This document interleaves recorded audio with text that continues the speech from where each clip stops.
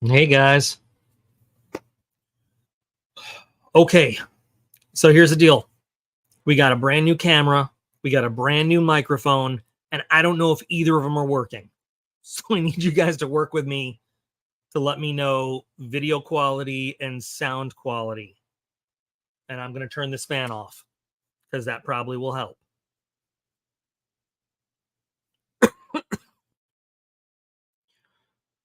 So you guys tell me what's the sound like and how's the picture?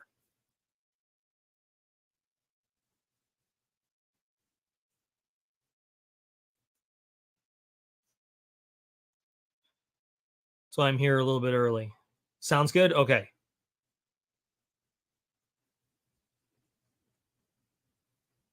Now, see, I know. So this camera keeps trying to decide what it wants to focus on, me or the background, and that's because this camera has a zoom feature, which is cool.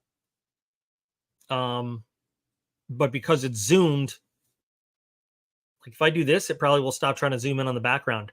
I could just sit here like this the whole time. But so I upgraded the microphone to a Blue Yeti because apparently that's like the streamer's choice. Um, and you guys wanted me to get the P shield, so I did. Oh, look, now it's all everything shaking. So I got the P shield. Let's see if I put my hat down. Does it stop trying to zoom in on stuff, or is it still doing it? Maybe it is the glasses. I don't know. I'll work this out. Like I said, it's a brand new camera. It's got it's got a light on it. See, I can turn it off. I can turn it on. I can also adjust the light level on it. I can make it go left. I can make it go right, down, up. Got a little remote control. It's pretty cool. What does this do? Oh, I didn't know we could do this. I had no idea we could do that. Okay. See, it's got all sorts of fancy shit that I didn't know about.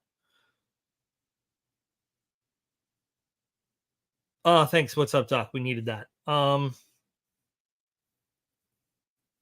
So anyway, last couple weeks have been hectic.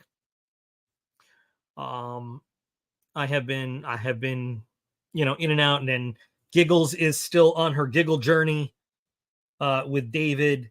So yeah, it's just been hectic here. But I wanted to make sure. Oh, speaking of Giggles, look at that hotness. She's a hotness. But I won't post the pictures she's been sending me on the journey unless you want me to. She sent me hot pictures. They're not like nude, although I do have some of those. Yeah, I just said that. But no, she sends me like love pictures all the time just to let me know she loves me. And if she doesn't come back soon, I'm going to start crying about it. I'm literally going to start crying about it like a bitch. Um, so, anyway, guys, how about that battle box unboxing? Guess what I got? Guess what I got right here? Um, yeah. Oh, Kevin, she can smack me harder in the emotions with her words than she ever would with her hands, believe me. Um, so anyway, yeah. Yeah. Now I want to put it out there. I know not a lot of people watch the lives, but I'd like to change that because I want everybody to watch the lives. In the community section, I want you guys to know. Let's dip into the battle box rants banter. Okay, I like that. I just want you guys to know, for the sake of like fairness, okay, because I want to give everybody a chance. Hello, Craig. Craig, I had to share. Craig, I got to text you later. Something funny I got to share with you. But just in the interest of fairness, because I want to give everybody a chance, in that Facebook group I mentioned in the video, the designer of the knife and the owner of ATAC shared some of his words related to the knife. So I posted screenshots of what he had to say related to 2 different posts about the knife. And so I'd like everybody to check that out just to give him a fair opportunity to have his words read. Hey, Christopher, I appreciate you being able to multitask. Because whether I agree with it or not, I think it's important that everybody gets a chance to be heard. And I still don't, my personal opinion, I don't believe the operator crap story about this knife. I just don't. Or the word operator is being used very loosely. But I think it is important, like I said, that he also has an opportunity to be heard. And those posts were not made before my video was shot and edited and uploaded. And the thing is, I always give my Patreon guys an opportunity to see the videos before they go public. I had already sent the link out to the video to the Patreon guys and everything, so I couldn't just then pull it down and re-edit it and put those screenshots in there. So I thought the next best thing to do would be to just post those screenshots up so that at least I could present his side. I don't know. I thought that it was the best I could do, but I would appreciate you guys just to at least give him a chance to see what he has to say, and then you can decide how you feel about it. It doesn't really change my view on this thing. Sonic, put your tail in the cage. Sonic's tail is sticking out of the cage. He's a fluffy little guy. So anyway, yeah. This is not a knife I wouldn't even EDC this thing. I just don't like it. And it seems to be that the universal thought is that this is just a cheap looking feeling from those who have carried it. There's like the real BattleBox fanboys that are all about, oh no, it's a great knife. But realistically, people just don't like it. They just don't like it. So it is what it is. I don't know. I'm sorry, guys. I know that's got to be annoying watching this camera focus back. Like I said, brand new camera. It's an expensive camera. So obviously I need to learn how to use it better. I don't know if the zooming in feature has anything to do with it. And that's why it's doing it, but I'll work it out. I will work it out. Because remember the old webcam, which was no slouch, it didn't do that autofocus back and forth. Maybe if I do take my glasses off. No, as soon as I took them off, it started doing it. Okay. So anyway, that's that. I will do a follow-up with the BattleBox Onyx knife, which I did kind of like. I kind of liked it. So I will tell you that I'm editing the gear pack video right now. And just to give you guys a little tingle of excitement, it's a medical box. What are we talking about in the community? Well, Christopher, I'm talking about my saucy take on this knife in the BattleBox unboxing video, and that in my community tab, I posted the creator of the knife and the owner of the company. He responded to some criticism of the knife in a Facebook group, and I put screenshots of those up there in the community tab just to give him a fair opportunity to be heard, since I put my video up. That's all. Yeah. So it's a medical themed box, which, well, they call it a medical themed box. I don't. Funny story you say that. We've already gotten the Tac Pack sticker this month. I'm doing the video.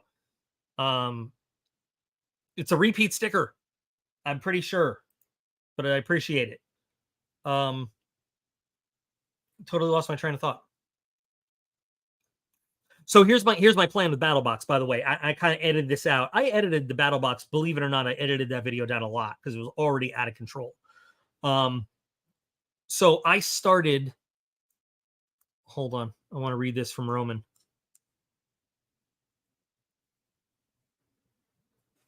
Okay, here's my suggestion, Roman. I don't think you could stack those knives together side by side. They're very different knives. I mean, they really are very different knives. If you had to, if you had to pick one, that's tough, man. If you were gonna pick just one, I'd probably stay with. Tell me, is the XM18 a 3-inch or a 3.5? That's my first question. That's a big question. So back to BattleBox. So I started BattleBox at mission number 6 way back when. I was just going to hit the cancel button after 102. I was like, you know what? We've done enough. But then I was thinking, and I got some insider information on some of the stuff coming next. Not the products, but a legitimate person with connections to BattleBox who told me, honestly, this one's going to be good. This one's going to be legit. This one's like, man. So I'm going to probably keep going just until mission 106. Because then we can say we did 100 boxes of BattleBox on the channel. I like that idea for some reason, to say 100 battle boxes and then done, no matter what happens. Even if 106 is the greatest box we've ever seen, done. And then it's funny, they've already charged me for box 103, which is weird. But 100 boxes of BattleBox. And then we'll have like a nice retrospective video I'll do, because people always ask me, what's your favorite item? I'll go through all the 100 videos and okay. So Roman, I would stick with the XM18. If I had to pick one of those two, I'd pick the XM18. If you had told me it was the 3-inch, I'd go with the Sabenza. But yeah. Wow, a voicemail?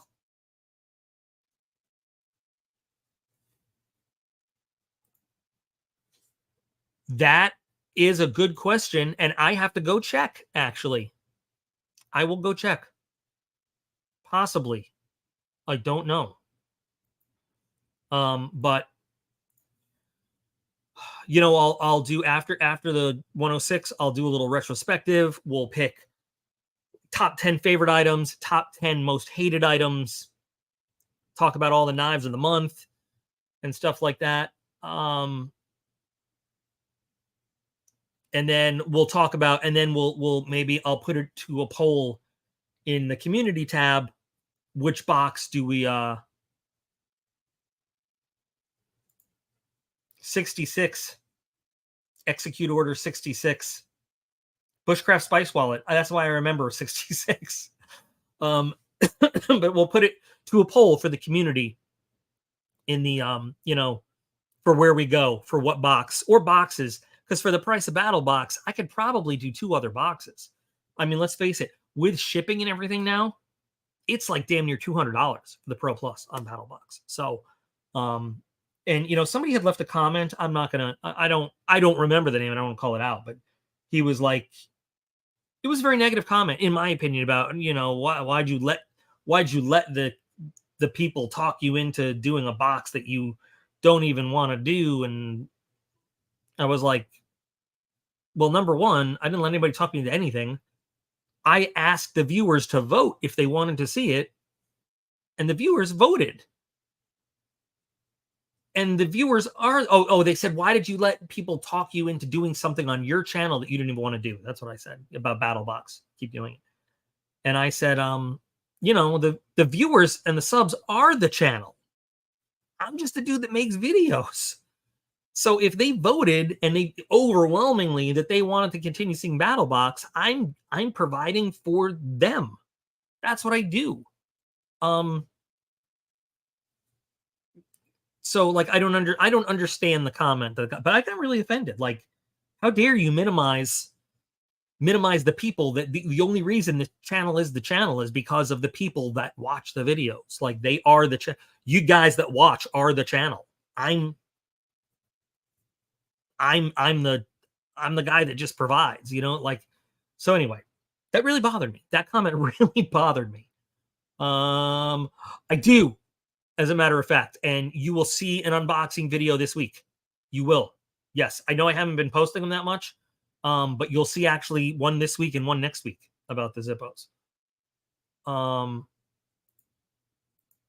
I guess that is, for whatever reason, as long as the masses are entertained, I have done my job. But like we can get two of the ultimate level top tier shit hits the fan box for the price of one Pro Plus box with just as much ranting about crappy stuff. And wait, looking forward to the medical box. Oh, well, congratulations, Roman. That's a big accomplishment. That is a big accomplishment. Because that is not an easy cert to do.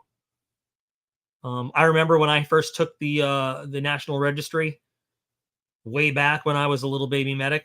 I was convinced I failed the shit out of that test. Like I was like, there's no way I possibly passed that test. But yeah, congratulations, man. That's awesome. That's awesome. So bottom row, third from the right. My right or your right? Hang on. Oh, that doesn't have a laser on it.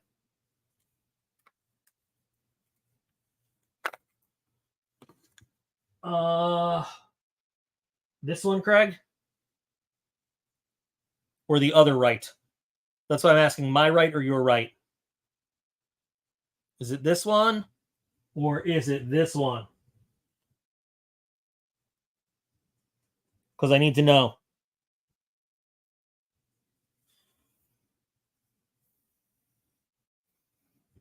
This one is the 78th Attack Squadron. They are one of the first Reaper squadrons out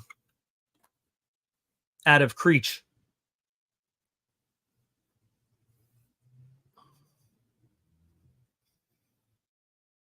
Hang on. Let's see if I can grab it. Oh, yeah.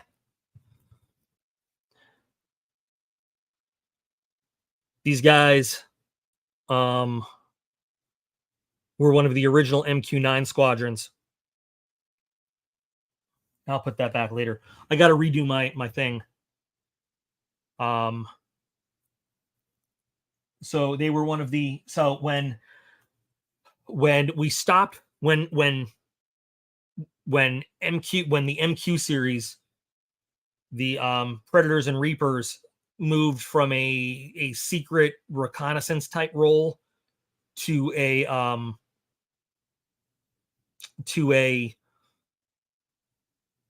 like direct action overt attack role. They were one of the first Reaper squadrons. And they were, I think they were one of the formal training units once for Reapers. I'm not sure. I'm gonna look it up real quick.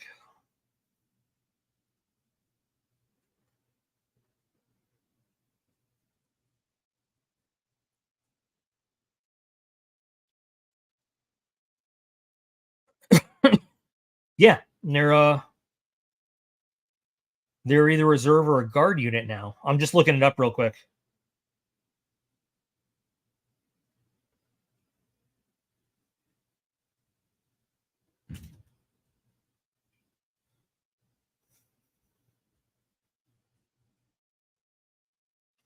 Yeah, they were an A-10 squadron once upon a time, and reconnaissance squadron, and well, they were a reconnaissance squadron when they were flying the Predators. But hello, Paul. Anyway.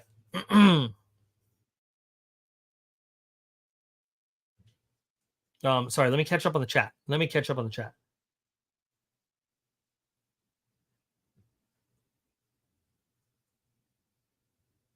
Yeah, Christopher, you're right, because shit hits the fan box is all cheap stuff.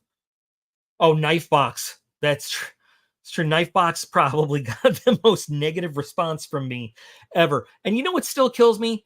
If you look at the numbers, my most viewed video, my best video ever is the Knifebox Sucks video. It has like 4 million views. Damn. Yeah. I still have this weird guy that I looked. So Odin Wolf has changed the listing from this from like an outdoors bushcraft knife to a hunting knife. I don't know when they did it. Were those bright green ones? So yeah, they were the Craig. They were the bright green ones. Like there were like 5 of them in a box, and they were all absolute shit. The knife box sucks. So this is now classified as a hunting knife, not a bushcraft knife anymore. I don't know. They saw the video or what happened. So there's that. YouTube always made the recommended video for a long time after. Really? Maybe that's why. And here's the thing. So people don't understand the analytics. Whether you give a thumbs up or a thumbs down,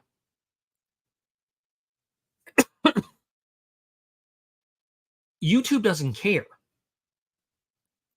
And as a matter of fact, a video with a lot of thumbs down, and you know what? Now, if you notice, YouTube doesn't even show you anymore how many thumbs downs a video has. But videos that are disliked usually end up getting more views because people are like, why do people hate that video so much? So they go and they look. But whether it's thumbs up or thumbs down, YouTube just counts it as interaction.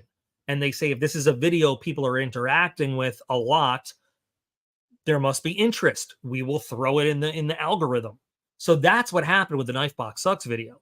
People who knew nothing just got so offended and commented and back in the day when you asked us to dislike videos, try to mess with YouTube. Yeah. That is crazy. I can't believe that. But I think that's the Knife Box Sucks video is how I started to, honestly, that's when I started to notice that my channel is getting noticed, was that Knife Box Sucks video. It's sad to say. But damn. So anyway, let's move on to some actual stuff. So I'm getting prepared for my end of summer giveaway. I wanted to do it earlier. Like I said, it's just been hectic. So this is all I'm willing to give away right now. There's going to be 2 prize packages. I'm not going to go crazy like I tried to do before. 2 prize packages. I'm thinking true ladies, gentlemen, and llamas will value the prize that I have going out. It's not a great expensive knife, but I think that they'll appreciate it. And then do you remember Going Gear gave us those extra little medical kits, and they said give them away on the channel. So each winner will get one of those kits, and then there'll be two different other things going with it. I don't want to spoil the surprise, but I think it'll be cool. I think it'll be appreciated. I think it will definitely be appreciated. And then in an upcoming giveaway, not this one, but I'm thinking for like a fall Thanksgiving kind of timeline. So when I did the Holtzman video, the Holtzman Hornet, I completely forgot that I had already, no, Christopher, it's not a custom, but it's, like I said, I can't give it away, but it's, to me, the idea of it is cool. I could be totally wrong, but you'll see. It's going to be funny yet cool. I don't know. So when I did the Holtzman Hornet, which by the way, I still think is a great knife. Holtzman has awesome stuff. I had not realized that I had already looked at a Holtzman knife. That in Mission 93, Battlebox 93, they put the Holtzman bloodline in there. And of course, they didn't do the whole package. They just did the knife in a sheath. Okay, whatever. And it's funny because it was a drunk unboxing, so I don't really remember it, but I had trashed the entire box basically, except the knife of the month. And wait, you have a llama? Paul has a llama. I'm so jealous. I think llamas are awesome. That's why, see, Any Mouse, that's why I say, ladies, gentlemen, llamas, or whatever else you want. You can be whatever you want to be. I support it. But so I had actually been very favorable towards the bloodline. I didn't realize that people had gone back to Nate from Holtzman and said, yes, Paul, I do want pics. Send them to DocP96@gmail. Thank you. People had gone back to him and said, hey, this guy, DocP, trashes stuff in boxes all the time, and he just trashed all of BattleBox except your knife. He loved your knife. And he would end up telling me that like that thrilled him so much. But anyway, I had no idea that I had already reviewed a bloodline. After I did the Hornet, I said the bloodline is his most popular knife, by the way. I was like, you know what? Now I'm gonna review the bloodline because it's his most popular knife. Having no idea, I already looked at the bloodline. So I have here the complete bloodline package, not just the knife in the sheath. It is, hang on. It is the full set. The sheath, the fire starter, the knife, everything. So for the kind of fall, autumn, Thanksgiving giveaway stuff, I think this, since I've already done the video and everything, I've already looked at it, but I have this now. I think we're going to give away this whole set as a channel giveaway for subscribers come this fall. Because it is, he makes great knives. And I think that this would just be fantastic, especially coming into, it's fall, it's camping, it's hunting season. I think this would be great to put in someone's hands. The whole thing, since BattleBox wouldn't do it. BattleBox wouldn't give the whole set, just the one knife. I'd like to give somebody the whole set, the entire thing. So I think that's going to be our kind of, like I said, around Thanksgiving time, late fall, and then we'll do a Christmas time giveaway again too. So we'll keep rolling like that. But there will be an end of summer giveaway coming up, sort of probably first week in September, with that stuff. So, but it's just funny that I had gotten this to review the whole set, and then right after I got it, somebody had commented on the Hornet video, like, hey, don't you remember that you already looked at a Holtzman knife? Like in 93, BattleBox 93 was the only item in the box that you liked. And I was like, I told him, no, I don't. And he goes, oh, it was a drunk unboxing. You're probably too drunk to remember it. And I was like, yeah, probably. That makes sense. Yeah. So go figure. So it just so works out that we have that. And by the way, this whole thing is, due to not just revenue from YouTube and stuff, but this, like the contributions of the Patreon members and stuff, is why I'm able to get stuff like this and do these giveaways and everything. They are so cool.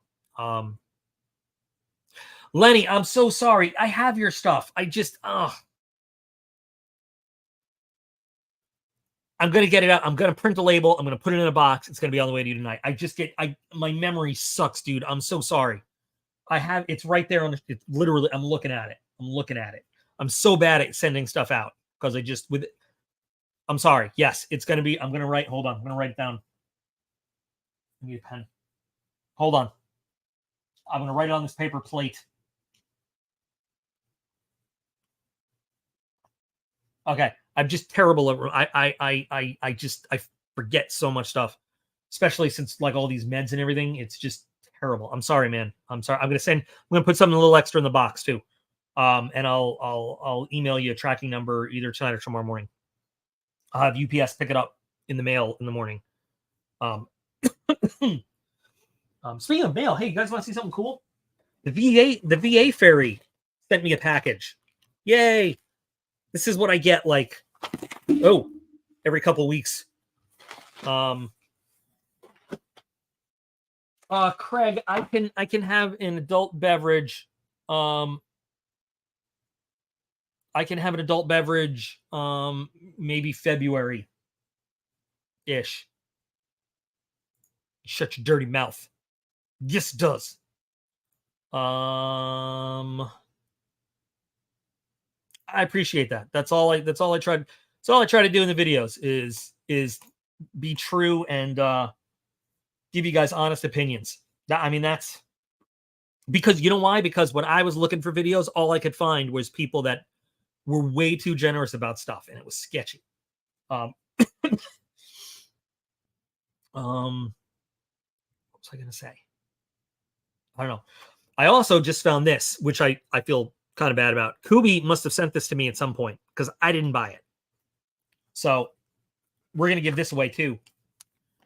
And I figure what a great time for us just to we'll just take a look at it real quick. I mean, I'll do a whole review on it, but since some of you are here right now, I don't even, what model is this? This is the KU 345G.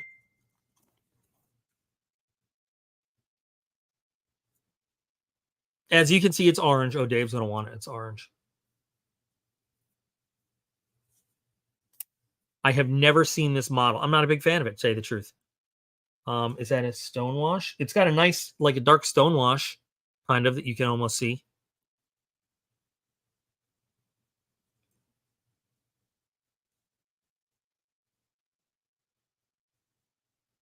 Deep carry. Put it left or right. I mean, I'm sure. Oh, it's a full flat. I'm sure it does nice slicing. But it's just a little too, for me, it's just a little too, once again, a little too Klingon battle cruiser, you know, in the shape. I'm sure it's not shiny. It's just that there's a light. The light is reflecting. It's a flat orange G10. It's got some very light texture on it, you know.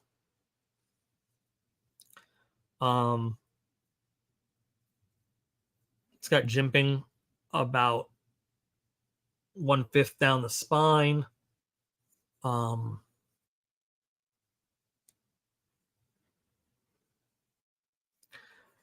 know, I don't know. I think somebody out there will like it. You know, I mean, you can kind of see the stonewash finish on it. It's a nice finish on the blade. It's just, it's a little too stylish, you know, stylized. But bearings and all, I can't believe it's just been sitting there for a while. But yeah, we'll definitely throw this in a giveaway too. What do you guys think? Let me read what's on there. Kubi and then OS 10. Trying to read the designer's name, but I just can't see it right now because of the lighting in here and everything. So we'll do a I'll do like a video on it, and we'll see it for real on the channel. But I found it looking for something else, and I figured, hey, we're gonna do a live. We'll open it up and we'll take a look. Hey, if you like it, Chris, there's nothing wrong with it. I'm like, my opinion doesn't necessarily reflect true statements on anything. I mean, it's got that kind of weird harpoon. I mean, Cutco actually has made some phenomenal knives. You know, they're not, I can't say they're super high end, but they're also like fairly indestructible. I knew a guy who sold Cutco knives once upon a time, and they were, I mean, I can't argue it. Like they live up to those old tests of like cutting through a shoe and a phone book and a tin can and all that's, like, they would do that. They literally do that. I mean, they were cool. Not all of them. I mean, not all of them are super great, but like their kitchen knives were good. They were sharp. They held an edge. And honestly, all I ever ask for a knife is to do what it's supposed to do. Well, I mean, and anything above that is just awesome. But to do what it's supposed to do without letting you down, and Cutco knives will do that every day of the week. So, yeah, they're just he was very proud of what he was selling. I mean, he stood behind them, and from what I saw, they were cool. I remember the Ginsu. Wasn't Ron Popeil involved in the Ginsu? Wasn't that one of his things too? I think through all of the 80s, Ron Popeil was involved in about 90% of everything sold on TV. I mean, everything. I felt like there was something else I wanted to do. I'm going to use the Gladius to try to grab a thing. Hold on. That way I don't have to go too far. Let's see if this works. It did work. I'm like a hunter coming back with my prey. The other thing we're going to do is, because Jason has said it's okay, we are going to torture the living shit out of this guy right here. I mean, we're going to kill this thing.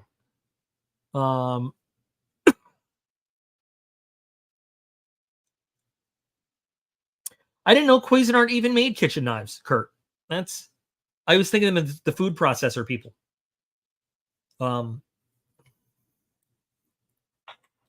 I appreciate it. I can't see the screen, so I'm just going to put you up here. There we go. I appreciate it. Thank you. So I want to get my hand. I'm going to try to find, as in good condition I can, the original 80s Rambo knife. And we are going to have a Rambo off between this Rothko and the actual 80s Rambo knife. And we're going to see what they do. Yeah, I'm with you, Christopher. I don't know if I showed it. I don't think I could have showed it inside the video, but I know I showed a little bit. This thing is just roll pin secured in there. That's all that's keeping this blade in there, is basically this pin. It's press fit in, and then it's got a pin. Let me hang on. Like, I'm gonna see if I can actually show you guys. Oh, come on, get out, little tube, because we've got. Will the light show it? It will. It's just like formed aluminum in there. So it's fitting. The tang of the knife is just fitting in that little pocket they made inside the end of the handle. And that pin is the only thing holding it in. That's it. So it doesn't have any real wiggle, but at the same time, once we start beating on this thing, I don't have a lot of faith in it.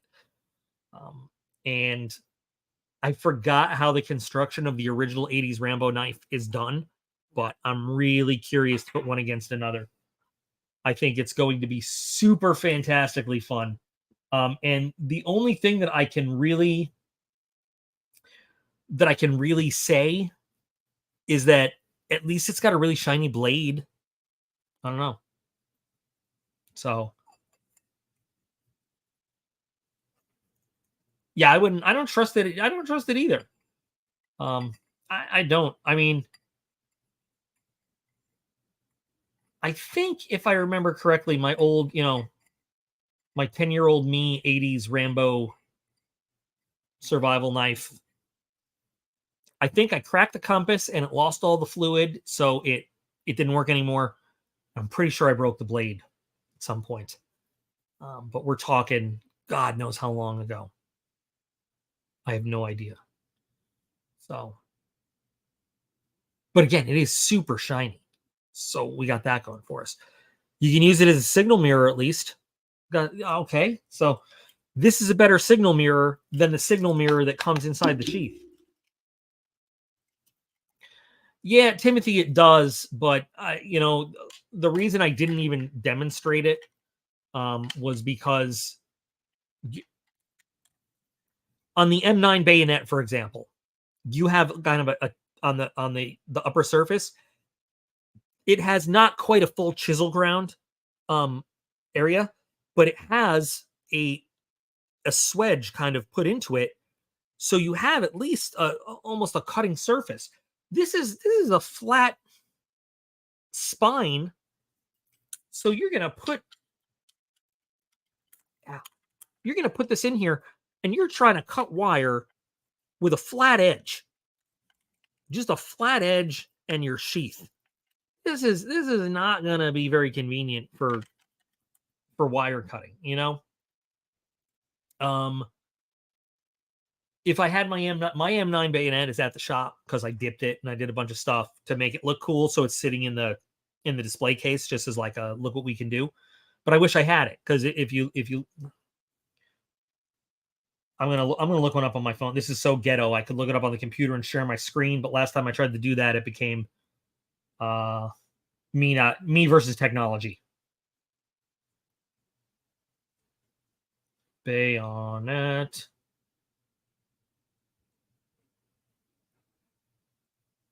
Okay, hang on. Looking.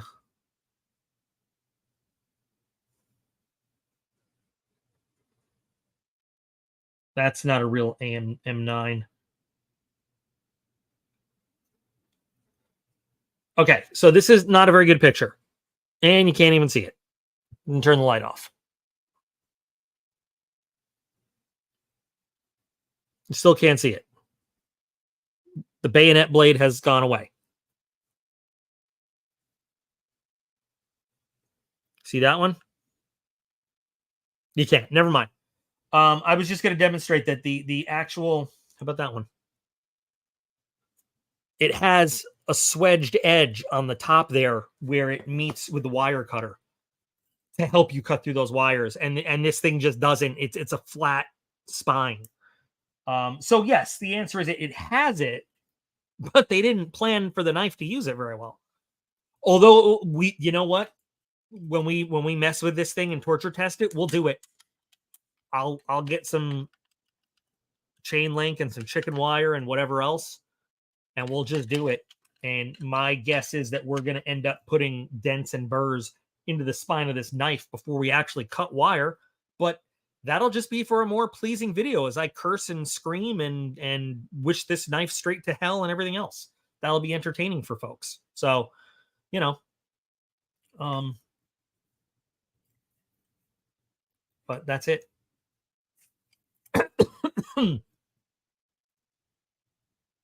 Oh, Craig, what kind of knife is it?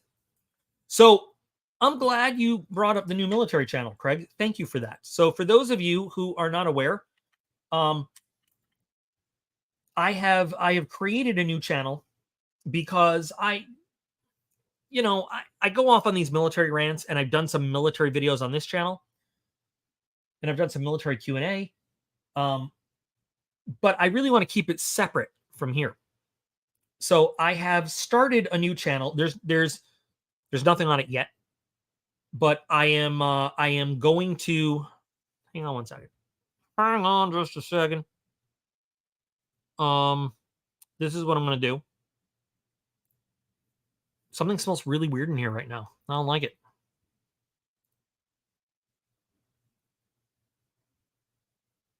I don't know what I'm doing. Okay. I'm going to drop this link here. That is a link to the new channel that I've just put in the chat.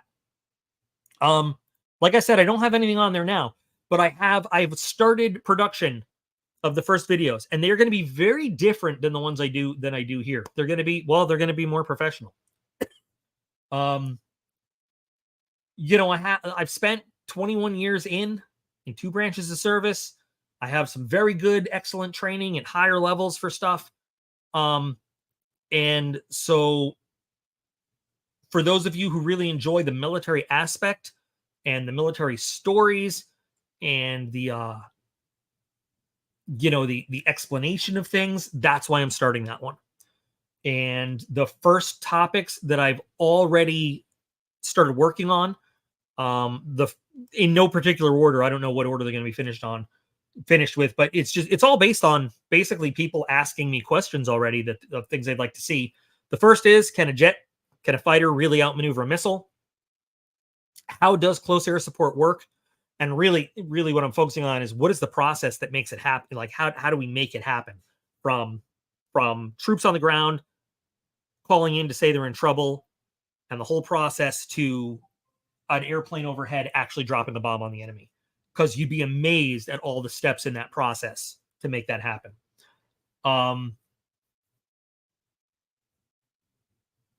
There were two other, and I can't think of it already. One is going to be entitled, what is USA's most important weapon system? Command and control. Because we do have the best technology, and it's some of the most effective weapons. It's not necessarily those weapons that we do the best. It's our ability to get them in the right place at the right time in the right position. And that's our strategic and tactical command and control systems and how those work. And then I had another one, and I can't remember it right now off the top of my head, but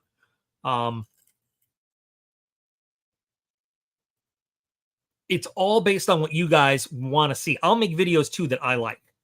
And I'll do some videos that are just war stories, funny stories, describing, some actual military history events. But some of the videos I want to do most are going to be answering questions that you guys have about how things work, why we do the things the way we do. What is the difference between X and Y, or, just whatever. So, whatever you guys want to see, I'll do. But those are the ideas I have so far, and I'm very excited about doing it.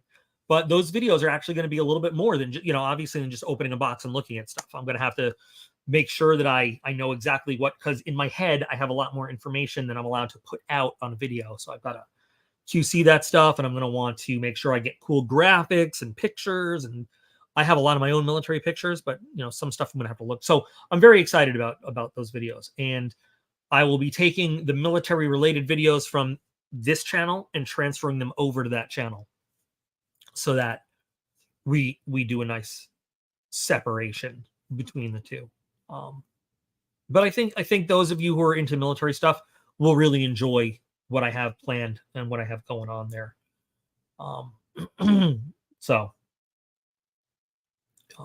Yeah, I think it'll be cool. I might also do one where I just react to different scenes in military movies.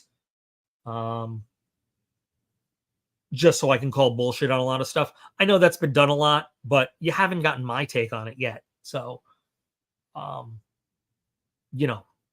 do that. I might do a full watching of Iron Eagle.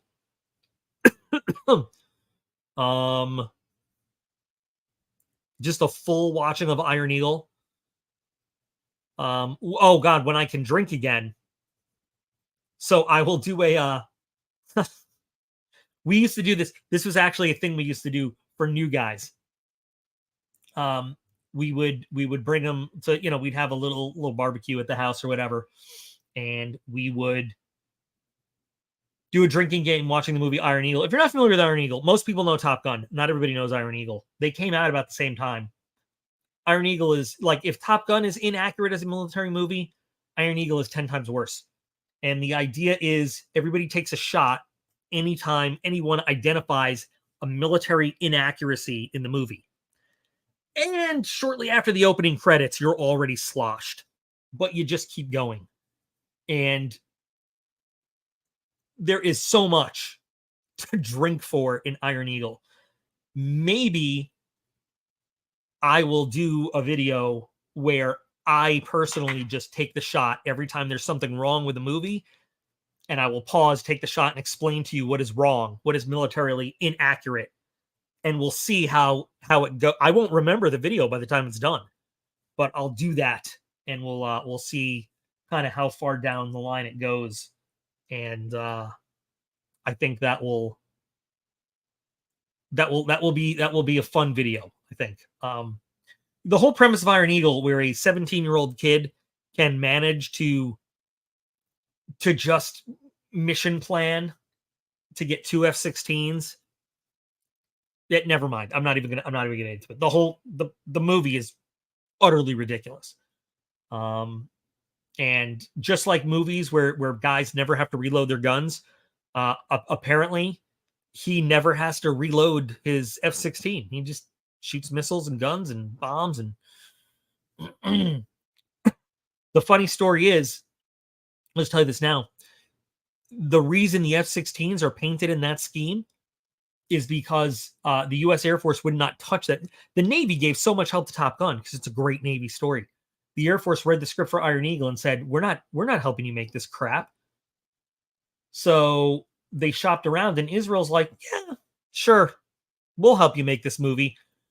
So it's all filmed on Israeli Air Force bases. Every airplane in it is actually Israeli. And the reason that the F-16s are painted the way they are is because they're Israeli F-16s in Israeli camouflage, not American F-16s. It's utterly stupid as hell. And that footage from Iron Eagle was recycled for 2 more movies, Into the Sun, starring I can't remember their names, Anthony Michael Hall and someone else. You'd recognize him if you saw him. And an HBO original called Flight of Black Angel. All the acting around it sucks anyway, but all of the air combat scenes are just recycled footage from Iron Eagle. Absolute stupid crap. Sorry, that was just out there. That was just out there. The Hades bomb, yeah. Guy basically dropped the world's largest napalm explosive from treetop level. Yeah, that's just. And no, an F-16 will not fire a missile on the ground. There's a weight on wheels switch. Never mind. I'll save that for the video. Save it for the video. So anyway, guys, yeah, we'll have a lot of fun with that one, I think. You'd be surprised at how much abuse my liver can sustain. Don't forget, I made senior NCO. You don't do that without being able to drink.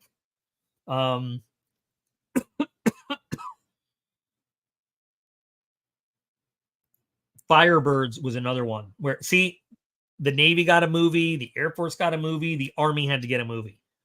And the really funny part was that you've got a Hughes 500 outmaneuvering and out dogfighting both a Cobra and an Apache. It's taco every day. Every day. I made some really remember last week I said I was going to make the chicken tacos. I made the chicken tacos and I've made them like every other day since because they were really good. We fresh stuff from the garden, onion and garlic and tomato and jalapenos. The lettuce was from a store, and the cheese was from a store, and I didn't grow my own chicken. I bought that too, but it was really, really good. It was really, really good. So yes, I've been making tacos nonstop. So guys, is this microphone cool? Do you like it? Can you notice a difference? I'm hoping that the sound quality on this is good because this is what, like, when I bought this microphone, Ethan told me, you look like a real streamer now. I mean, the boys immediately recognized it. They walked in and they were like, you got a Blue Yeti? And I was like, yeah. So I'm hoping that, wait, where's my remote control?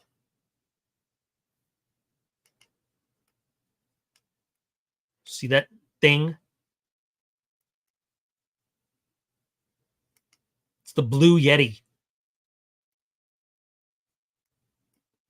I just love that I can do this.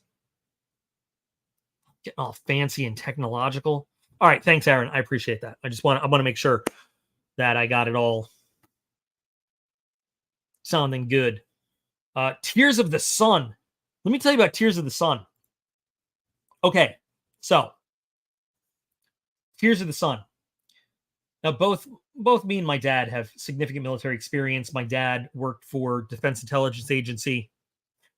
We're not stupid people. Tears of the Sun comes out right before we went to Iraq. So I was actually home on leave, hanging out with him. We went to the movie theater. We're fighting in Afghanistan. George W. Sr. is making the case to go to Iraq. He has literally said that the quote about the only way the evil succeeds is for good men to do nothing. Tears of the Sun comes out. This heroic team of Navy SEALs needs to go save the persecuted Christians from the evil Muslim terrorists. They're chopping off people's arms. They're slaughtering babies that are nursing at their mother's breasts. They're committing atrocities. And these brave Americans who are given the choice between saving their own lives and going home or staying outnumbered and without support to save them, the locals, and get them to safety, fight a losing battle, and put everything on the line and sacrifice themselves. They fight this thing. They defeat the evil Muslim terrorists. And in the end, the woman looks at him, Bruce Willis, and she goes, your deeds are mighty, and God will never forget what you have done in the name of good here. And the screen fades to black. And what do they put up on the screen? The quote: the only way for evil to triumph is for good men to do nothing. And what happens like a week, 2 weeks later? Well, I'm back. Like a month later, I'm sitting in the desert, attached to 3rd, 7th Cav. George Sr. gives the go order, and we go into Iraq with all the speeches about how we must save people from the evil terrorist empire. Tears of the Sun was 100% a propaganda flick to ready the American people to stand behind the war. And that was after, by the way, after 9/11. Oh, good old boy, don't worry about it. After 9/11, the Defense Department and the White House went to Hollywood, and this is verifiable, you can look it up, and they got all of Hollywood's top directors and screenwriters together, and they said, listen, 9/11 was a thing that we never even imagined could happen. Give us all of your worst scenario. Give us all of your craziest stories. Give us all of the terrible movie plots you can think of. Because this is something that happens in a crazy ass movie. You guys write crazy ass movie plots. Give us the worst so we can be prepared for anything else that is unfathomable. And then they said, okay, by the way, this is not going to be a short war. We're going to have to work together to keep the American people, in on it. I mean, this is all, you can look this up. This is true. This happened. And Tears of the Sun was one of those projects that came about. We've got to rally the American people to keep them involved in this cause. So it's just interesting you brought that up, Craig, because me and my dad walked out of that movie theater looking at each other and looking at everybody else. And we're like, did anybody else just realize what happened on the screen? Does anybody else realize how manipulated they just got? Or is it just like we're used to this shit from the government, so we picked up on it? But yeah, that was if you just watch it as a cool action movie, that's fine. But the subtext of it at the time it was released was so clear if you were looking at it.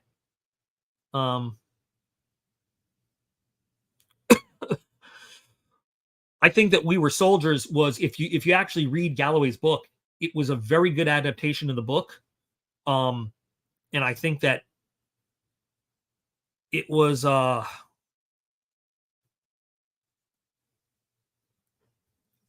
mean, I'm not sure if you're asking the movie or the actual storyline. It was a very good movie. Um, I think it really conveyed a lot of who Hal Moore was, and a lot of the I mean, just how disconnected the high command was from what was really going on in that war. You know, um, and Hal Moore walked into that battle knowing he knew that they were walking into a shit show, and nobody would listen to him. I mean, he was a brilliant military commander, and he knew that when they squared off against the actual North Vietnamese army, like in a large battle, it was not going to be like fighting some guerrillas in the bush real quick. It was going to be a fight, and he knew that they were going to be ambushed. He knew if you watch the movie, it's apparent. I mean, but if you read the book, it's even more apparent. He knew this was a bad plan, but he was also a good soldier, and so he did his best, and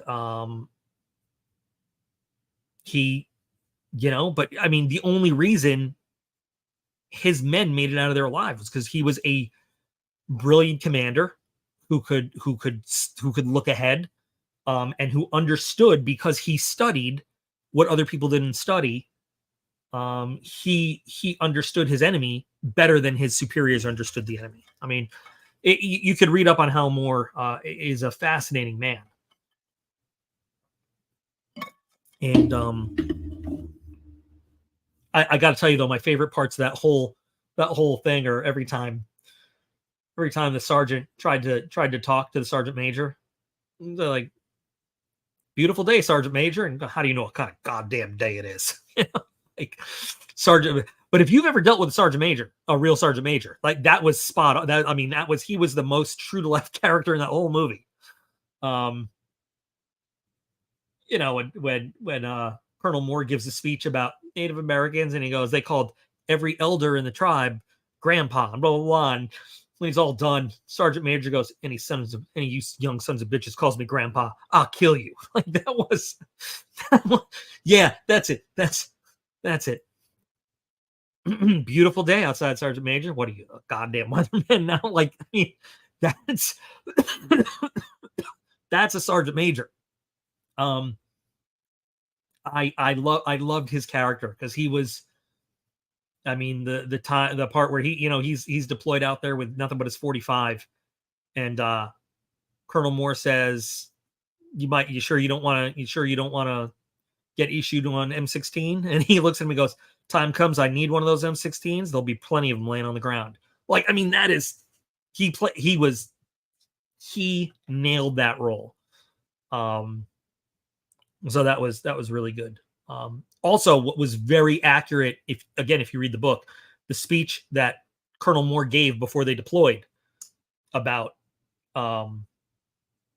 basically about, it was 1965, 1966, about the state of racism and race relations in the country and everything. And he said, some people say we're going to some faraway place, but when we get there, the guy next to you is your brother, and you'll count on him, and you'll love him, and da-da-da. And like, so we're not leaving home. Like, we're going to what home is always supposed to be. Like, that's a great speech. That was really good. And you know what else is good? So he was really good in Full Metal Jacket, but what not a lot of people have ever seen him in is a much less known movie where he's playing the exact same character, but it's called The Boys in Company C.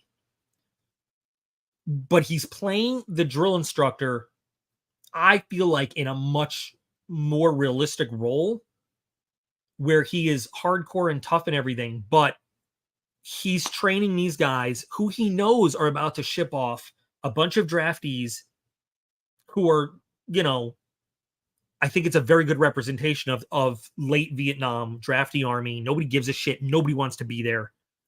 But he recognizes that one of these guys is tougher than the rest and has some street smarts. And instead of just being like the torturous drill sergeant, he's like trying to work with this guy. Like, listen, you were going over to Vietnam. and most of you are going to die. And you need, like, you are the one that can hold these guys together. So quit your bullshit and take, you know what I mean? It's a really, really good. If you haven't seen The Boys in Company C, it's really good. It's also a movie about terrible leadership. Once they get into it's a little comical, you know, once they get over into Vietnam, but also, it's not comical like funny, but just anyway. The Boys in Company C is another really good Vietnam movie, with some real good interpersonal drama going on. And R. Lee Ermey, I think, plays a really good down-to-earth drill instructor who actually gives a shit about what's going to happen to the guys he's responsible for training once they get over into the shit. It's just, his character is really good. And the transformation of these guys, because it was realistic like that in those days. You guys got drafted together, you went to basic, and you shipped off to Vietnam, and you fought, you know?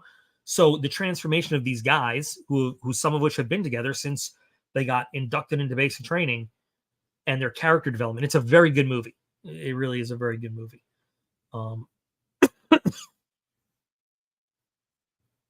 Oh yeah, I forgot about him.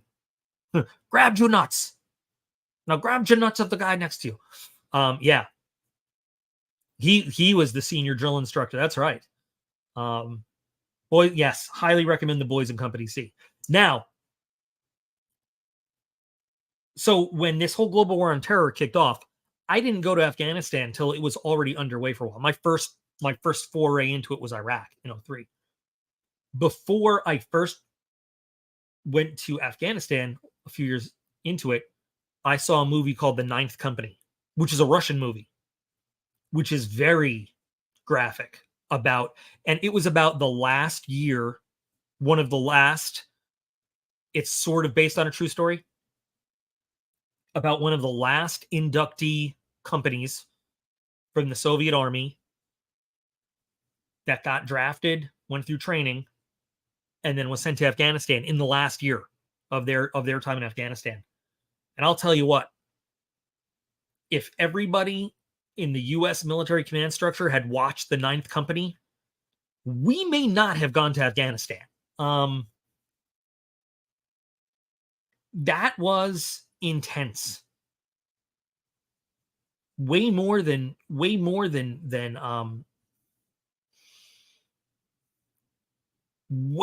Metal Jacket, way more than Hamburger Hill. The Ninth Company, that's another one I recommend you watch. And that is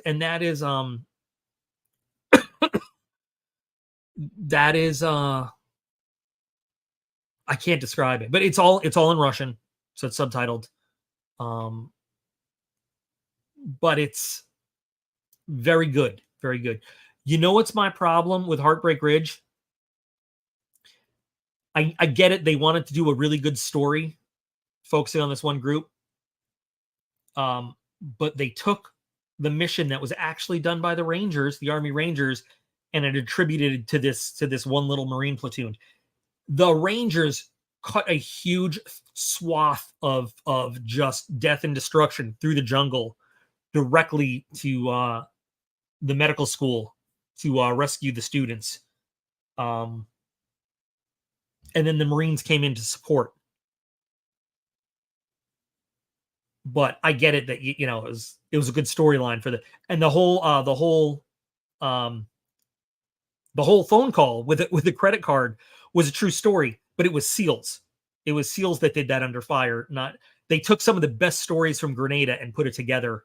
But you know what? That's pretty common in movies. They do composite, like in Black Hawk Down.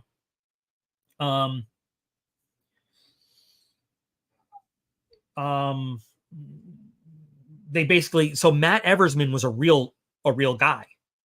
But they took the stories of a few different dudes and combined them into the character Matt Eversman in the movie. Because you couldn't tell the story of Black Hawk. There were so many guys involved. You could not tell every individual story, you just couldn't do that. So they had to compress the experiences of 3, 4, 5 people into one character on screen. I mean, it's the real life Battle of Mogadishu was insane. So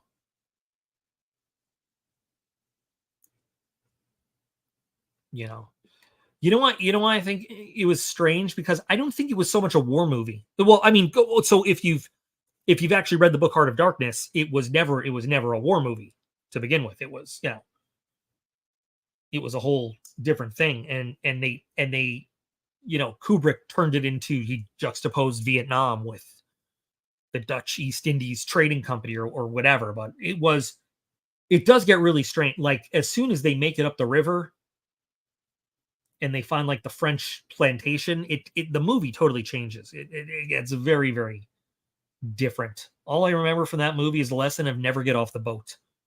Never get off the boat.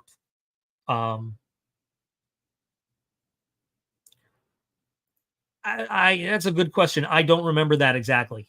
I don't remember all the details on that.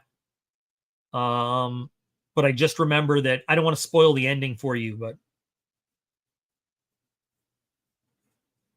for anybody who hasn't seen it, but sad.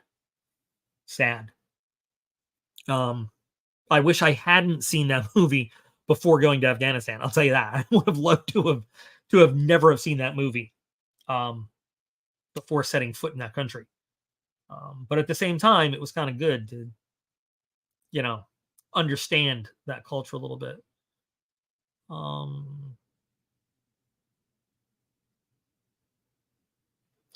So what happened was, yes, this is true, but Ermi looked at the script from what the drill sergeant was saying, and he said this in an interview. And he was just like talking to Stanley Kubrick, and he was like, "This isn't what we would have said." Because remember, Ermi was a real drill sergeant. He was a real DI, and he actually served in Vietnam. And he's like, "This isn't how we would talk." And then Kubrick was like, "Well, give me an example." And so Ermi just started going off. And he just said like, "All right." And Kubrick was like, "Just show me how the scene would go." And so Ermi was just like, he did his drill instructor thing. And Kubrick was like, "Can you write that down?" And he's like, I can't really write it down. I mean, it just has to come out. And so Ermi was like, "I mean, I could just do it. I could just do it when I need to." So Kubrick was like, "Okay, then you're the drill. Then you got it. Then you're him. You be him on camera." Kurt, that was Heartbreak Ridge that we were talking about. But that's kind of, if you watch that interview from Ermi, that's basically what it was. Yeah, he was like, I couldn't rewrite the script for him because it has to flow. You can't plant, like, drill sergeants don't just write down what they're gonna say. It comes out in the moment, and that's why it's so shocking. So he just went off. He just went off. And that's why a lot of the reactions, that's why the reactions from the guys sometimes are just so, they look so shocked, because they never really knew. They had an idea of what he was going to go off on, but they never really knew everything that was going to come out of his mouth. It just, I mean, that's the coolest part. So, I just, that movie is really cool. And I will also say, well, that is a very realistic version of basic training. Also, very realistic versions of basic training in the Army now and Renaissance Man. Because if you've ever had to deal with stupid ass people in basic training with you,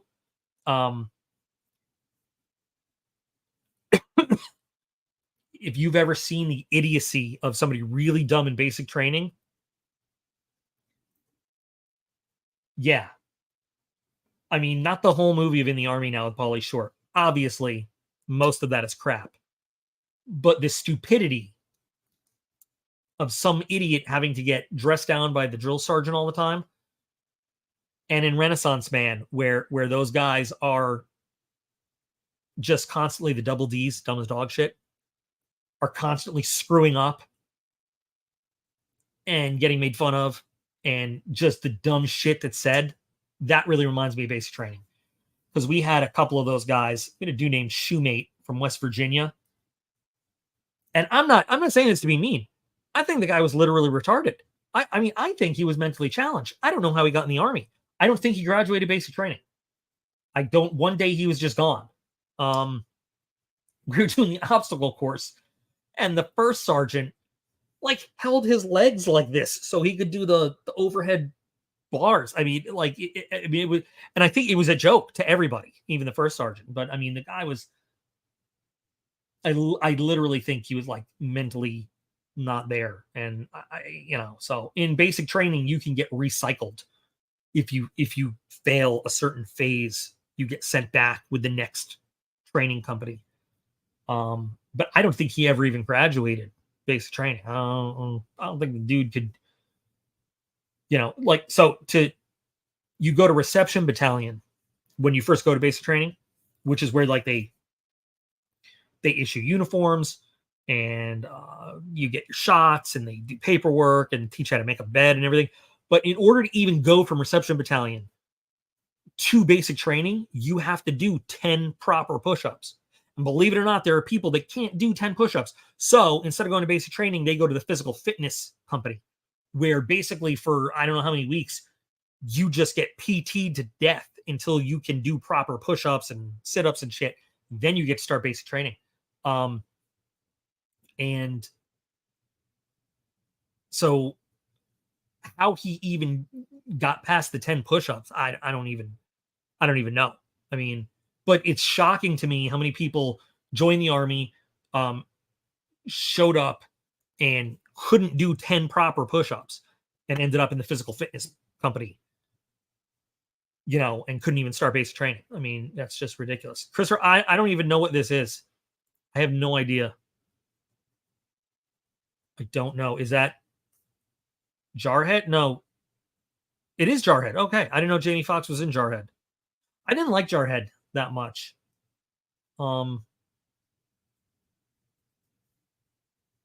there's not a lot of Desert Storm movies out there, so I don't know. I wasn't a big fan of that one. I just didn't like it that much. I don't know.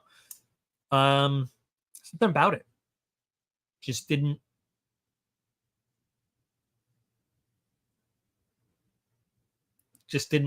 Maybe, I don't know. Maybe it was the cast.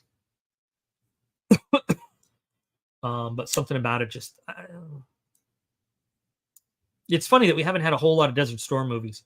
There was the Courage Under Fire, which was more about the investigation for the Medal of Honor. This is Heartbreak Ridge again.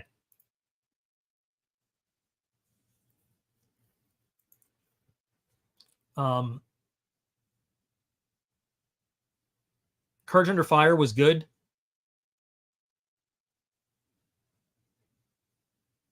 As 1993.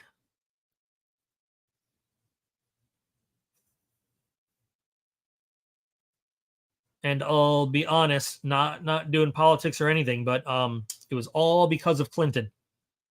Because he denied the heavy support that was asked for by General Garrison. He denied AC-130s. He denied armor. He denied the extra troops that were requested.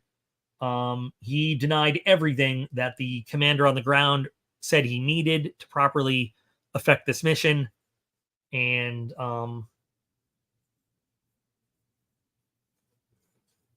because of Clinton hated the military. I got into the military during the Clinton years, and let me tell you, it sucked. He hated the military. It was terrible. It was absolutely terrible.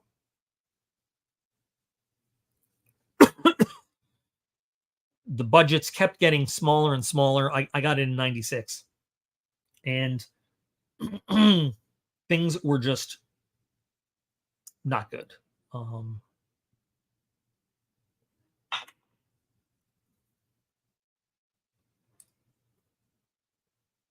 So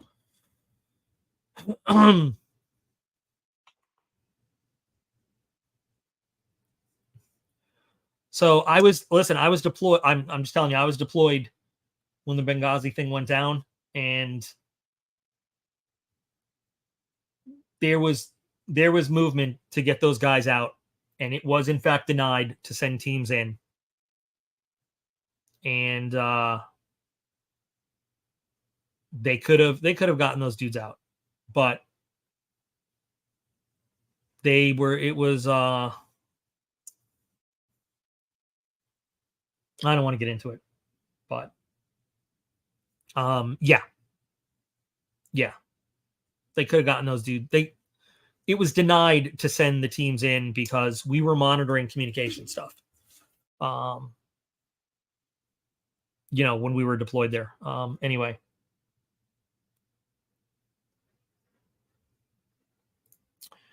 Sam, hi. I'm glad you made one, and I understand that. And looking at the new one we're going to unbox soon, I think you're going to be happy you didn't get this one.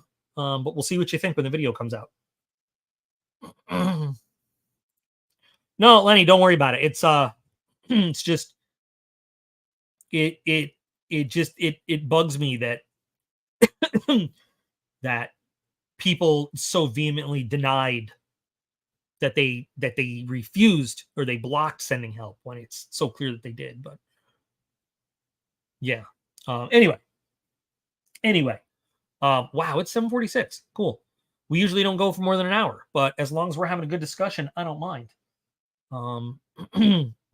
But maybe I'll do, since we all like all these movies on the new military channel, maybe I'll just do the whole take a shot at the inaccuracy of all these things, especially like Heartbreak Ridge, Firebirds. Heartbreak Ridge is a great movie, though. I love Heartbreak Ridge, especially the scene once they are deployed and they're in combat, and the platoon leader, the lieutenant who's never done anything with them, here's the AK-47 shooting at him. He goes, "Oh my God, what is that?" The platoon guys say, "It's an AK-47, sir." And then the other guy goes, "Makes a very distinctive sound, sir."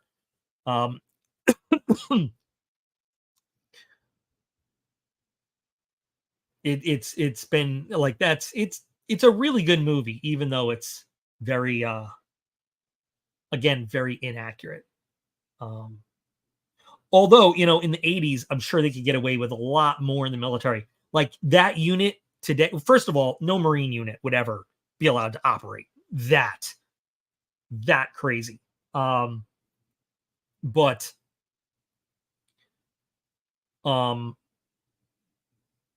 that loose and that undisciplined. I mean, it wouldn't happen. But I forgot where I was going with that at all. But I mean, it is still such a good movie. And such a good look at how a good leader can take even the worst bunch of guys and turn them into real soldiers. I mean, that's what it's all about. And you know what else is really good too? If you haven't seen The Last Castle, so it's not a war movie, but it's still a military movie. And more importantly, it's a leadership movie. And it's all about how it's about two leaders, a terrible leader and a great leader. And they're in two very different positions of power. But even the terrible leader in the highest position of power has less power over everybody than the great leader in the lowest position of power, as a prisoner. And it all comes down to good leadership and respect. And that was a very good movie, looking at it from a point of view of how do you earn the respect of men, especially men that don't have respect. They're all prisoners. They're all, they're not there. They make it clear in the movie. Nobody's there falsely accused. Nobody was railroaded. They're all bad guys. They all did it. But this guy goes in and earns their respect as men, not by beating up the biggest guy in the jail yard, or not by, making everybody his bitch, by treating them as men and by being honorable to them and not being a douchebag. Like, it's a great way to enforce respect gets respect, and being a tyrant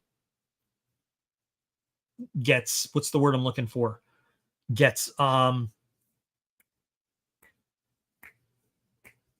I don't know, gets you seen as a douchebag, I guess.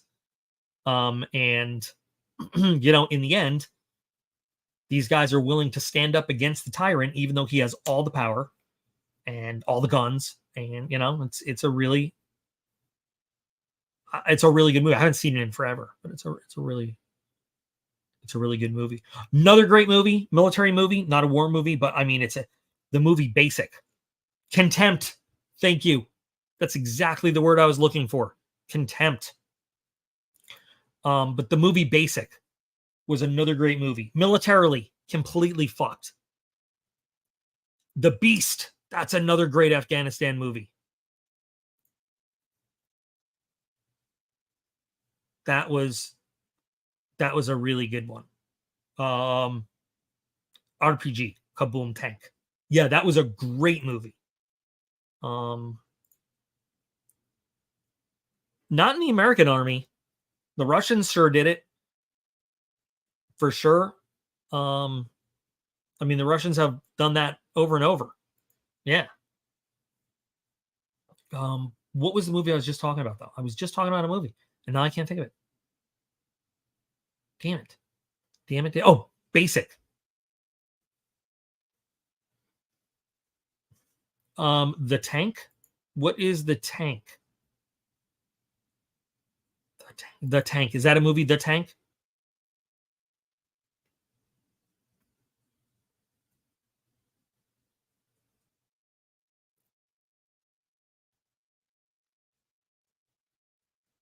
I don't think I've seen The Outpost, and I think I haven't seen it on purpose because I think that's the one about Cop Keating. And if it is, I haven't watched it on purpose.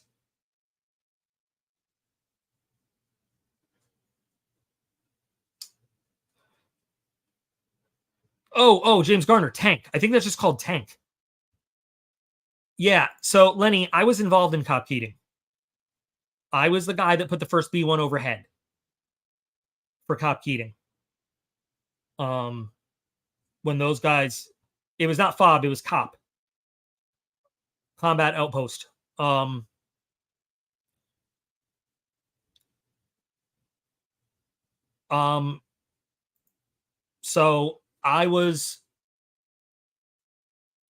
me and my crew were on call for that one, and I actually had to give a whole briefing on this once. And yeah, so I'm the one who sent Bone 27 overhead of Cop Keating. And I was the one who did the coordination for the follow-on stuff when they launched Dude 5, 1, and 2 out of Bagram. And then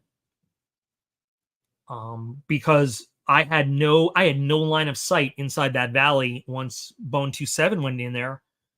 But Bone 27 went Winchester, dropped everything they had in less than 10 minutes. So they came back up, and their question to me, what they came up, they literally said, Bone 27 is Winchester. Who else do you have? And I just, I remember exactly keying the radio, and it was dead air for a minute, and I went, nobody. And so that's when Dude 5-1 and 5-2 came overhead, and they were lightly armed because they were just sitting on alert on the pad for XCAS. And they weren't. So what ended up happening was,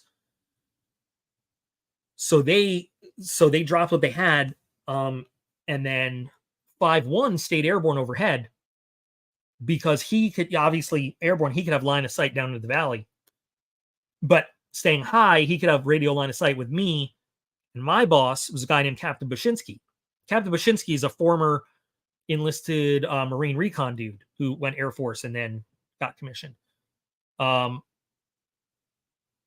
much weight in bombs? I don't know exactly the weight, the tonnage. I know that they can carry 36, and this isn't it's not because of the amount of weight, but they can carry 36 500-pound JDAMs because that's just how many slots they have. I don't know the exact weight, the tonnage, off the top of my head. But in Afghanistan at that time, they were carrying 18, not 36, because then they could carry because then, you know, they're more fuel efficient, they could stay overhead longer.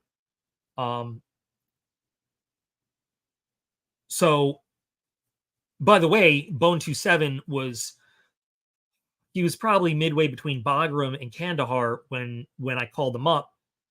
And so it was like 5, 6 in the morning, something like that. So we just had him hit afterburners and go tear ass cross country to get up there. It was in a kill box 92 Charlie Tango Charlie uniforms, like way up. So as Dude 5-1, the Strike Eagle is now orbiting, so he's got eyes down in the valley. We started pulling assets from everywhere. And so the Navy didn't fly at night in Afghanistan. They just only flew in the daytime. Had to do with carriers and getting back to the boat and all that other stuff. So the sun was starting to come up, so we were going to start to have Navy assets in theater again, but we started scrambling everything we had from Bagram and Kandahar. So Bagram's right there. So Bagram's here. Keating is, Bagram's here. The screen is, Keating's like up here. So we started getting these guys going as soon as we could. So my job became to manage the air stack. And we grabbed a tanker. We had these set tanker orbits, like physical geographical places in the sky. We moved the tanker up north. And so my job was then I had this stack of airplanes. So I would have to talk them through getting out of there and then getting into an altitude where then I could hand them off to Dude. Dude would talk them onto the target, and then Dude would give them back to me, and I would have to navigate them through this stack of planes to the tanker to get gas. If they had no more bombs, then I'd give them just enough gas to get home. If they had more bombs, we'd send them back until they were dry. They had nothing. And then we'd keep managing the stack of orbiting planes. We did that for about 36 hours. Because the Army refused to go in there and pick these guys up at first. We had no idea. And if you're familiar with the landscape, so the actual combat outpost is here. There's water behind them, like just water, and then they're in a valley to the other side with mountains on either side. So there was nowhere for them to go. There was absolutely nowhere for them to fall back to. The Afghan National Army guys that were with them, there's about 26 Americans in there, give or take. There was like 80 Afghan National Army dudes. As soon as the insurgents started attacking, these ANA guys fucking booked it, took their weapons, stole anything they could, took these guys' iPods. They're National Guard dudes, by the way. They're not regular Army guys. They took iPods, they took clothes, they took money, they escaped and stole everything they could. So they left the Americans just shorthanded and whatever. They didn't have a designated JTAC joint or like, you know, TAC P guy on the ground. They didn't have somebody trained to do this. So they just had a sergeant. I can't remember the names now, but he just called up on a frequency that's a SATCOM frequency. It's for close air support.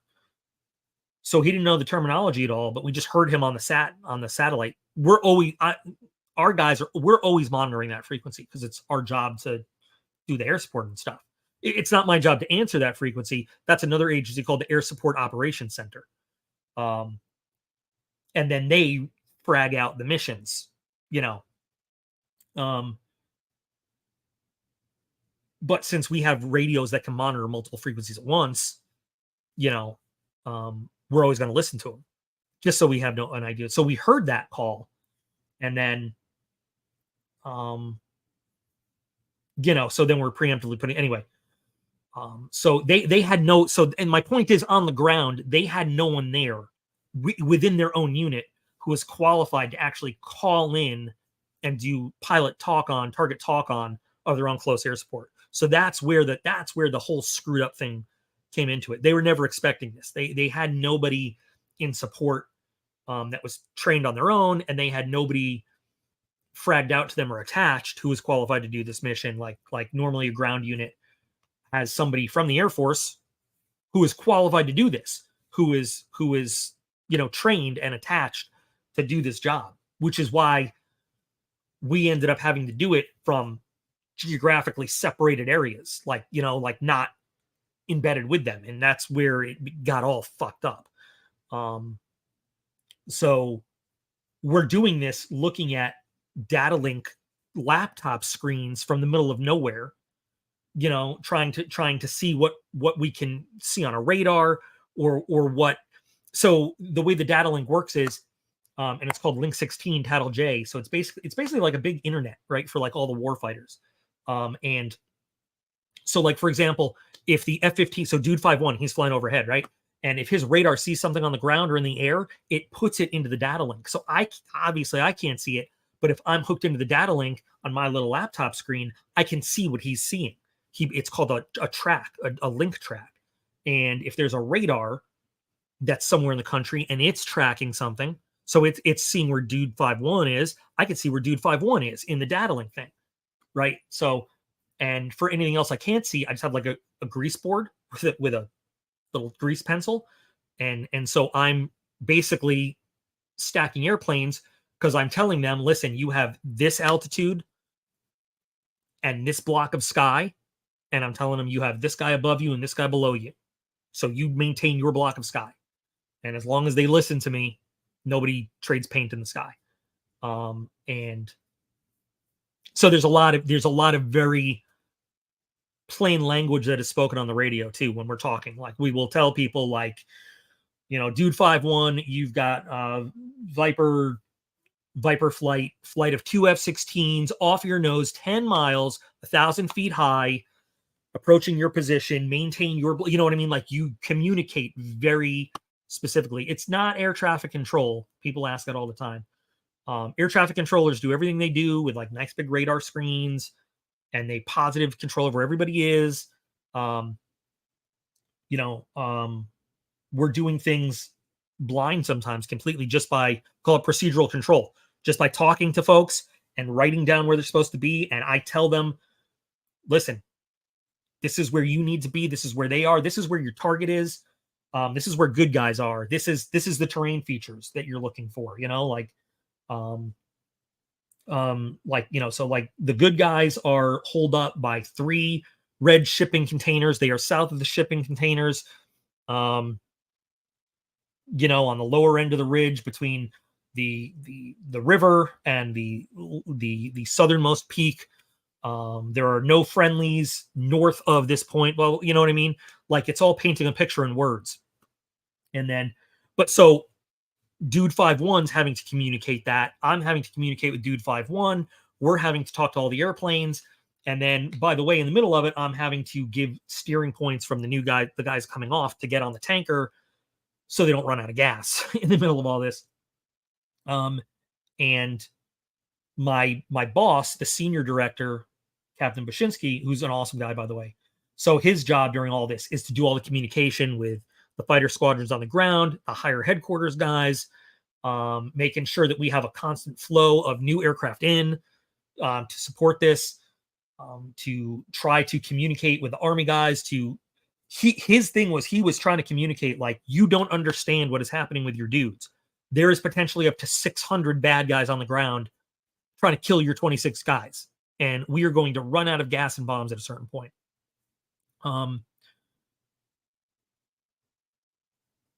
So these 26 Americans fought like crazy ass bastards, as we were just, basically what we were doing is, we couldn't possibly drop bombs on all the bad guys. So what Dude 5-1 was having them do was basically keep a barrier, keep like you shall not pass, continuously dropping on the forward edge whenever they try to attack, and make a line south of which they will not cross. Well, southwest of which they will not cross, based on the as we were just trying to. By the way, while this is all going on, you still have the entire rest of the war in Afghanistan. So this became a major battle on its own. While we still have to, we're stealing airplanes from other missions that need to go on to support these guys. And so, we have rules that basically, you shouldn't be engaged in an operation for longer than 4 hours without relief, for safety rules, because at that point you're tired, you're worn out. your focus is gone, and you might blink a little too much and miss, two guys heading head on and whatever. We had to get all kinds of fancy waivers to keep doing this, because so what you do is you do a swap over, you do a changeover with the guys who are going to relieve you. But you need time and space to do that, because you've got to brief them on everything. I've got this stack over here. I've got, two flight. I've got Hog 5-3 and 5-4. They're holding at 15 block 16 in 92 Charlie Tango. I've got Viper, 1-1 and 1-2. They're over here. They're getting gas right now at the tanker over in Meg. They're going to be at 17, 18,000. I've got, you got to give them the whole rundown. There was no point in time where we could stop what we were physically doing to give somebody a changeover brief. And like with the amount of assets we had in the air, it would have taken 15 minutes to do a full thorough changeover. And the other thing is, the guy who's relieving you has to affirmatively say, I have a clear picture of what's going on in this mission. I take the airspace. Like I will take this mission. There's nobody in their right mind who would have been able to say, oh yeah, I clearly understand everything you've got going on. The board was a scribble of black grease pencil. So we just kept having to get waiver after waiver and rip it after rip it. If rip it is the official, combat energy drink of the U.S. military. And we got some dudes to assist us, but four of us ended up having to do this until they started disengaging and they could go get these guys out. So yeah, it was from the whole battle was in 36 hours, but it was 36 hours until it was declared what we call closed for air, until the ground commander said, we're done. And everything was good. We lost 0 aircraft. I can't remember the total number. I know that we got 2 Medal of Honors out of it on the ground. Clint Romesha was one of the names, and I remember it because I met the dude later on. I can't remember the other. Slew of Purple Hearts, Silver Stars. I got an Air Force Commendation Medal out of it, which is not that big a deal, but you know what? I wasn't thinking about medals or anything at the time, but it was nice to be recognized, I was never in direct fire danger at any point, because again, we're geographically separated from the area. We're doing what we can with the tool. We weren't in it. We weren't down there with them, but we were the assets available to work this situation for them. They didn't have anybody there for them. But it was, it's the first battle in I think since Vietnam, they said, where 2 medals of honor were issued for the same battle. And it was a really big deal. And so here's the funny story. Hi, Ethan. So I had done my last deployment in 2012. That was my final deployment. And they decided that I was now more useful as an instructor. So I was sitting, 2012-ish, 2013, I'm sitting in the office in the training section. And on CNN, there's a Medal of Honor ceremony, and Obama was the president. And we're just watching, CNN's always on in the corner somewhere. And we're watching. Hi. We're just backpacking. Your backpack's here? Did you open it? Yeah. Is it cool? Yeah. Is it exactly what you wanted? Yeah, can I go outside? Yeah, go ahead. Thanks. You're welcome. So we're watching it, and so Obama's describing, this battle. I'm like, damn, that sounds familiar. Have a good live stream, Dad. Thank you very much, sir. And he's describing, like, that sounds really familiar. Because we joined it already in progress.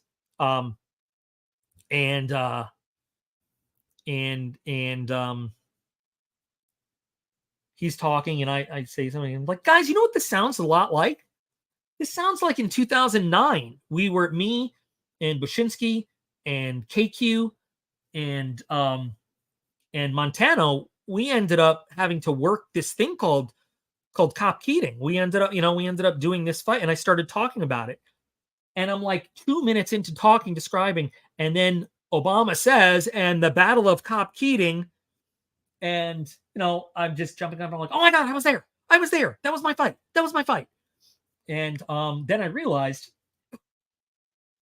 it was Clint Romesh's Medal of Honor ceremony, and so they pan, and it's Sergeant Romesha, and like I get like huge. I'm like, I know that dude. I shook that dude's hand. Like, I mean, we ran into each other. We just wild chance. We ran into each other after the fight, having no idea who each other was, and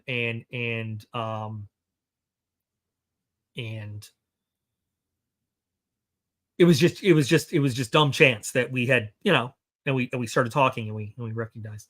Yes, good old boy. They do actually. You have full metal jacketed rounds. Yes. Total side note to the story. In 2015 or 16, so I was at Hurlburt Field, and we were working on a training scenario with the guys in the 15th Special Operations Squadron, helping them plan a thing. And we're just sort of, it was me, another controller guy, an intel person, and happened to be this Strike Eagle pilot. And this is how small the Air Force is, and a couple other people. And the other TAC controller was a captain. He was actually the captain that I went to weapons school with. We went together. We were in the same class. And he was asking me something based on this training scenario we're working with. And he goes, let me ask you a question. So this reminds me of da-da-da. And when you were controlling Cop Keating, and the Strike Eagle pilot looked at me and goes, were you involved in Cop Keating? And I said, yeah, I was the dude. I put the first B1 overhead, and I was under the pyramid call sign. And he goes, are you kidding me? And I went, no. And like, he was like, but aggressive about it. He goes, you were pyramid that day. And I went, yeah. He goes, I was dude 5-1. And like, the dumbest small world Air Force. Like, so me and this guy had spent who knows how many fucking hours talking to each other, coordinating. I mean, I had heard this guy's voice for 30-something hours on the radio. And we had spent that whole morning already just discussing stuff. It never even occurred to me or him. But as soon as we talked about it, so it turned out he was the Strike Eagle pilot overhead that I was talking to, that we were passing aircraft back and forth, that we were passing op reps to. That, I mean, it was just amazing. It was just, so anyway, that's how small the military is, that you will run into these people that you had these intense operational moments with. Anyway, sorry guys, that this got a little out of control. Yeah, Craig, it was Shugart and Gordon were the two Delta snipers in Mogadishu. But so yeah, it was a pretty intense thing. 2009 was the worst deployment I ever had. We had Cop Keating. We had to shoot down a runaway Reaper, make it out to Kyrgyzstan or somewhere. That was the same year we accidentally killed about 50 civilians, blown up fuel trucks that the Taliban had stolen, or Al Qaeda or whoever. That was when I lost red-handed 5.6, which a plane that I was controlling in my operation.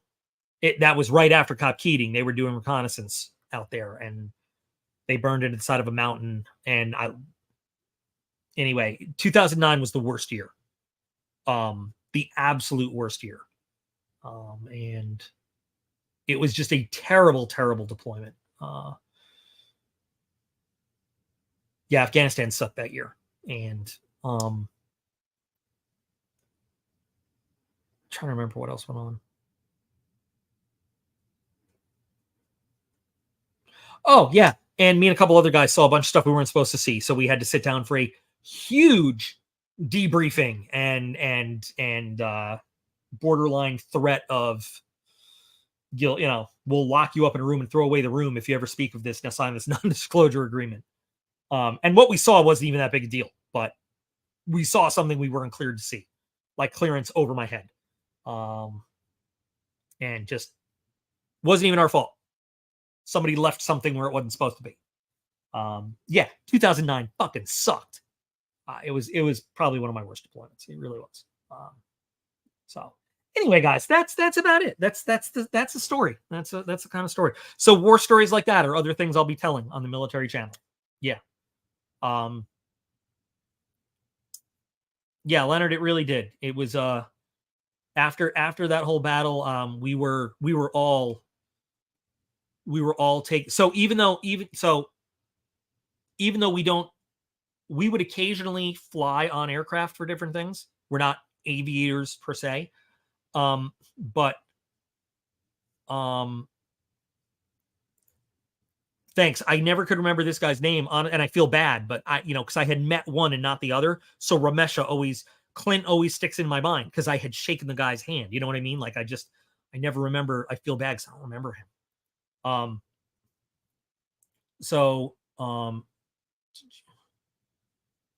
No, I was never anywhere near. That was not a thing I had anything to do with. That was just not me.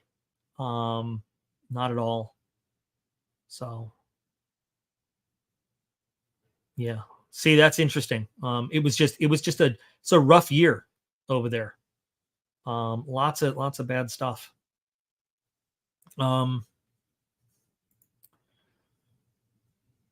Yeah. So, but what I was going to say is regarding this, Lenny.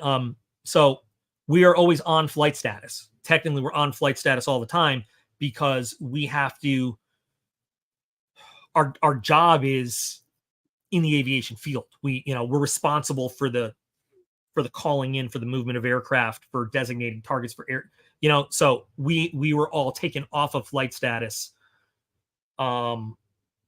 Right after that happened, until it was decided, like, okay, these guys are good, like they're rested, they're ready to go back up on flight status. You know what I mean? There were plenty of times where we do actually fly on aircraft. So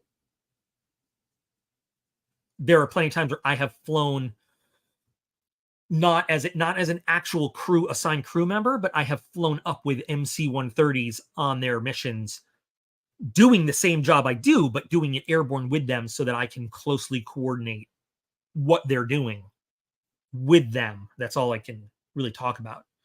And that's why that day in Hurlburt, we were planning with the 15th Special Operations Squadron to help coordinate what they were planning to go do. And so like when Red-Handed 5.6 went down, that's another time where you get taken down off of flight status and they give you a few days and they talk to you and, they make sure that you're good. When you're the last human being to talk to somebody that is now dead, they want to make sure that you're not mentally affected by it and stuff. They did make sure that I didn't do anything, that I didn't give them a command or a direction that resulted in them crashing into a mountain or anything like that. But it wasn't my fault at all. So, but it's still, that one haunts me. That one gets me. Like, I do the thing in my head where, like, what if I had directed them somewhere, or what if I had talked to them one more time, or what if I had. Yeah, that one gets me. Me and my therapist talk about that one a lot.